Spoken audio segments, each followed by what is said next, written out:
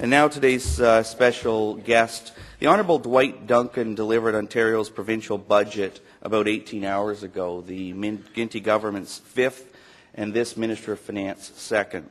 I think we all understand, if he's a little tired this morning, I understand he stayed here last night and he was up doing radio at 6 this morning.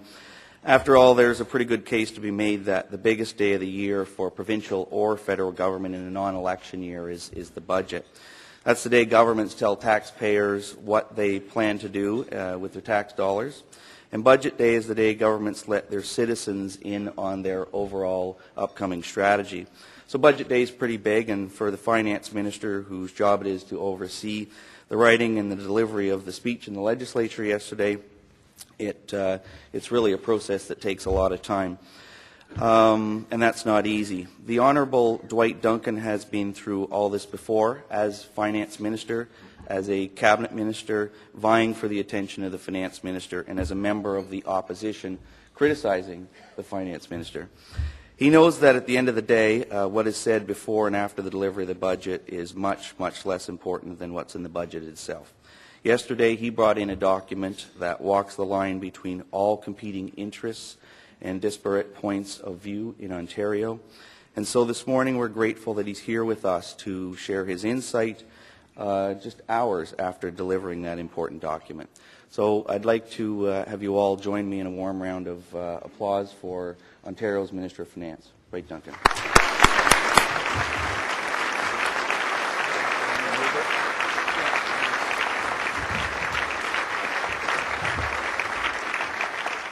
Thank you, Alan, very much for that kind introduction, and to Elise and Warren for your sponsorship of the lunch.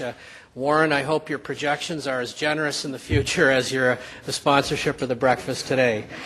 It is, as Alan indicated, I presented Ontario's 2008 and 9 budget yesterday. I delivered some frank news about the economy and where it's going. I also delivered some positive news. We saw stronger than expected growth in 2007, 2.1%, despite the external challenges that we are facing. And as I said, people like Warren and others have advised us that we will see limited, modest growth in 2008, which is expected to strengthen, by the way, to 2.8% by 2010. Some sectors of our economy are quite healthy and will weather this slower growth period.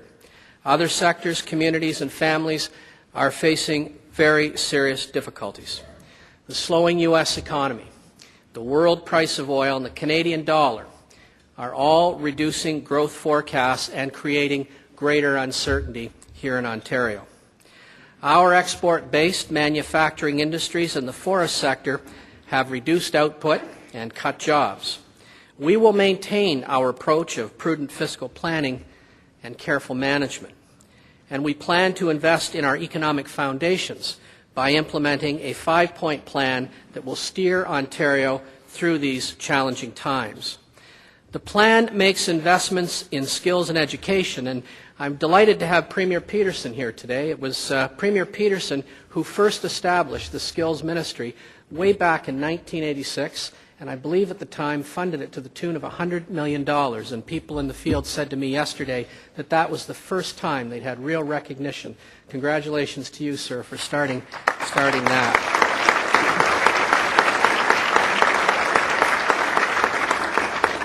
Yesterday, I added $1.5 billion to our Skills to Jobs Action Plan. It will train unemployed workers for new careers, expand apprenticeships, build more spaces in colleges and universities, and help students with education costs.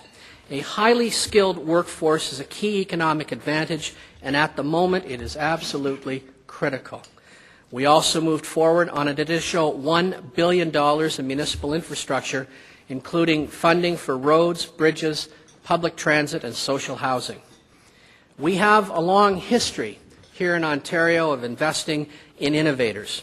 Yesterday, I didn't wear new shoes to the budget, but I bought a new BlackBerry to demonstrate what Ontario's future is all about. It's about innovation. It's about training. It's about matching our workers to the jobs that are going to be available in the 21st century. I'm particularly excited about our 10-year corporate income tax exemption for burgeoning companies that would help commercialize research from Canadian universities or colleges. Premier McGuinty actually came up with this idea and is really excited about it. The one thing we have heard throughout the pre-budget consultations is Canadians are great at research, but we're not so good at commercializing that research, and we think this will be a real impetus to that, and we're looking forward to implementing it in the next few months. It will, of course, be the first of its kind in Canada. Qualifying companies that would be established after March 24th of this year and before March 25th, 2012, will be exempt from the Ontario income tax and corporate minimum tax for its first decade in business. That is, I think, pretty exciting. We're hoping to encourage the growth of new companies in the bioeconomy, clean technology, advanced health technology, telecommunications, computer and digital technologies. But we're also open to all kinds of innovations, the development of prototypes and bringing new products to market. This proposal, together with our new venture capital fund, will help launch the next wave of innovative firms in Ontario. These incentives would also help bring new ideas to the market and turn concepts into products and profits. Our innovation investments help a whole range of groundbreaking companies. Atrio Medical in Hamilton, for example, which is run by a few graduate students at MAC, have invented a CPR glove. Because CPR is difficult to do even by professionals, the glove was designed to help people perform it properly. It won Time Magazine's award as one of the best innovations of 2007. That's the kind of innovation we need in Ontario. So to help ensure that innovation happens more often, we are also supporting skills and lowering business costs. Exactly what we should be doing to help Ontario grow. Yesterday, I also announced that we are continuing with our government's plan to help lower the cost of doing business in this province. In the 2007 budget, Ontario announced that it would accelerate the elimination of the capital tax to July 1st, 2010, and reduce high business education tax rates by $540 million when fully phased in. Back in the fall, 3 months ago, I proposed a package of business tax relief of $1.1 billion over 3 years, primarily benefiting manufacturers and resource companies. In this budget, I outlined a proposal to provide further retroactive capital tax cut for manufacturers and resource firms. This would entitle them to $190 million in rebates to help them invest and grow. We also plan to enhance the capital cost allowances, providing firms with $433 million over 3 years to invest in new machinery and equipment.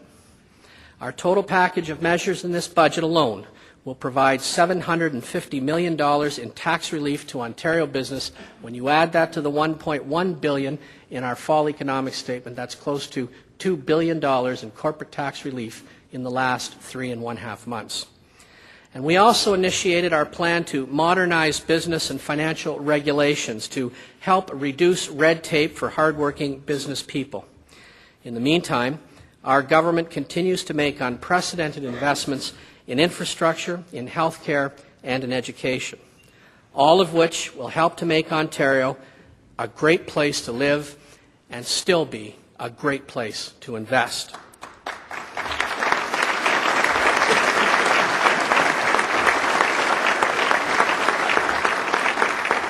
Today, I'd like to talk to you about one of the great success stories of the Ontario economy. Financial services and professional business services are major drivers of Ontario's knowledge economy. The strength of financial services has been one of the reasons that Ontario's economy has been resilient in spite of external challenges like high oil prices and the exchange rate. We were just talking with Warren about how all the economists that I've talked to have been so impressed by the resilience, and one of the reasons is because of sectors like financial services. This sector alone employs 350,000 people in the province, an increase of 12% since 2003. Toronto has the third largest concentration of financial service employment in North America, behind New York and Chicago. Toronto ranks 15th internationally as a global financial hub, according to international surveys. Toronto, of course, is the nation's business, financial, and cultural capital. Toronto is home to just under 1,000 business head offices, almost twice as many as Montreal, and 3 times as many as Calgary. Ontario has almost 1,500 head offices, accounting for 39% of the Canadian total. That is similar in proportion to Ontario's share of Canada's GDP. Financial services underlie the point that this province is a great place to invest. In fact, 2 of the largest investment banks in the world, Merrill Lynch and UBS, have made major investments in Toronto in order to provide services for their global operation. They made these investments because of the skilled financial workforce present in Toronto and because Ontario is a very competitive place to do business. We should be very proud, and I'm very proud of the success of our financial sector. You know, I grew up in Windsor, and in Windsor, in spite of our challenges, we're very proud of cars, the automotive sector. We build them, we buy them, and we export them.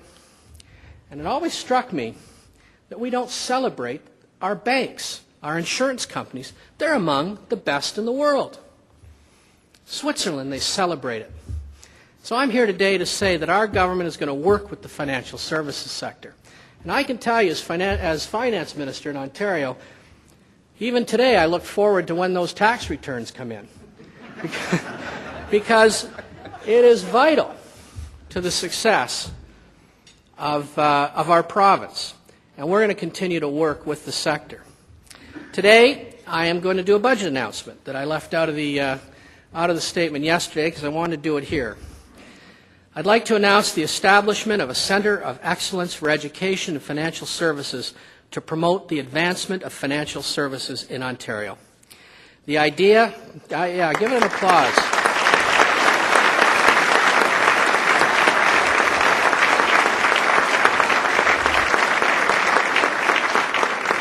The idea is to create a virtual region-wide network of educators, researchers, financial service professionals, government partners, and experts in innovation and technology. They will work collaboratively to ensure that the sector attracts and develops the best and brightest talents to financial services in Ontario. It would support post-secondary research in financial services by helping to fund research chairs. 7 Toronto area universities and colleges are working with us to make this centre a reality. The skills and talents of Ontario people are our most important economic strength. The Centre of Excellence will help secure our talent advantage and provide a substantial resource for the sector. We know it will further strengthen Toronto's global hub for financial services education and training. We plan to invest $4 million over 3 years in the centre. Support for this initiative will be provided by the Ministry of Training, Colleges and Universities in partnership with the Toronto Financial Services Alliance. I would particularly like to thank my former colleague in the legislature and my predecessor as finance minister, Janet Ecker. As many of you know, Janet is the president of the Toronto Financial Services Alliance. She has driven this project from the outset. Her enthusiasm has been quite contagious.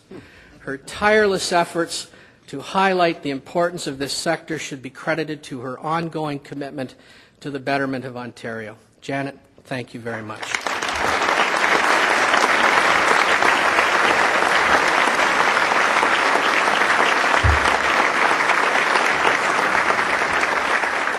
We were down in New York a couple weeks ago promoting Ontario as a place to invest, and when I spoke of Janet, I pointed out to the folks there that she and I are not of the same political party, and I quoted the words of Vito Corleone in the Godfather movie and said, "Janet, as long as your interests and mine don't conflict, I wish you well."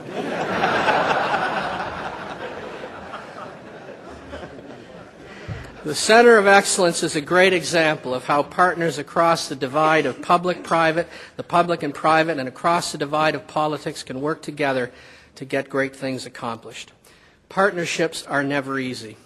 They involve hard work and compromise, but deliver real rewards. Ontarians expect the federal government to be a full partner in responding to today's challenges and building tomorrow's prosperity. We have a plan to meet and overcome the challenges currently facing our province, but we would get things done better and faster in partnership with the federal government. We need a federal partner to come to the table for our manufacturing sector the same way it does for other sectors in other parts of the country. We are proud Canadians. We're not looking for a special deal, we're looking for the same deal. I think it's time to step away from the partisan rhetoric, to step away from the cameras and sit down and actually work out what ideas work best for Ontario. Mr. Flaherty, let us move past our differences and talk directly about what matters to Ontario and how best we can all support it. As I said, thank you.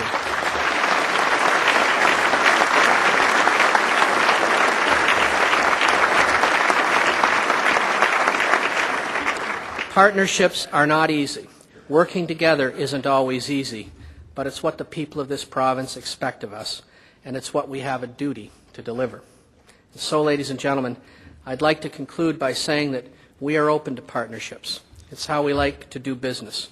The McGuinty government has made great progress. We've built a strong foundation for this province. We have a pragmatic and balanced approach to the province's finances.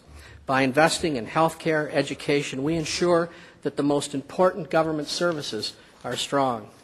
Our skills and post-secondary investments will ensure that we have the workforce to succeed. Our investment in infrastructure will help keep Ontario businesses moving. Our innovation initiatives ensure that Ontario will be at the cutting edge of new technology. Our investments in reducing the cost of doing business will help make it easier to grow and innovate in Ontario. And finally, our investment in the Centre of Excellence for Education in Financial Services will underline our advantage as a financial hub. The resilience of Ontario's economy will continue into the future because of the ingenuity, perseverance, and compassion of people like you. We are facing challenging times, but we will come out better and stronger than ever before. Thanks for hearing my words today.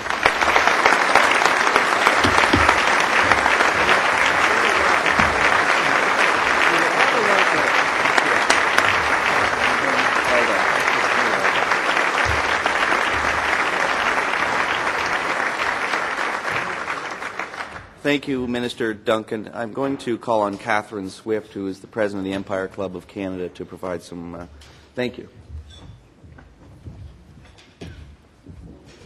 Thank you, Alan. Mr. Minister, head table guests, members of the Empire and Canadian Clubs, ladies and gentlemen, I'd like to express our sincere thanks to Minister Duncan for helping to point out the challenges, but also opportunities that are facing us all right now. It's certainly worth noting your 5-point plan, every single point of which strikes a very important area that we need to develop here in Ontario.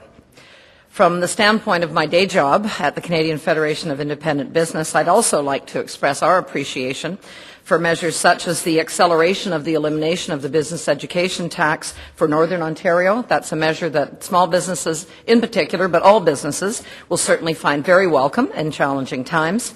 And also the measures you've taken to date and in the budget to further the reduction of the red tape, paper burden, regulatory nightmare that faces small businesses in particular. I think also it's worth noting that, yes, there has been some lively rhetoric between the federal and Ontario governments in the last little while, but it's also worth noting that I don't know if a lot of people are really aware that over the past 2 years, the two governments collaborated to combine the collection of corporate income tax, and something so simple as that will alleviate a lot of the paper burden imposed by government on all businesses. And again, the small business sector is especially appreciative of that. And that actually comes into effect this year in 2008. So I think it provides an excellent model for other provinces too. So even when they're fighting, they seem to be able to collaborate on another level. So that's really great to see. So just in conclusion, thank you so much for coming here today, mere hours after presenting your budget, clarifying a lot of the measures for us today, and we too will be working for the future of Ontario as a key driver in the Canadian economy in the future. Thank you very much, Minister Duncan.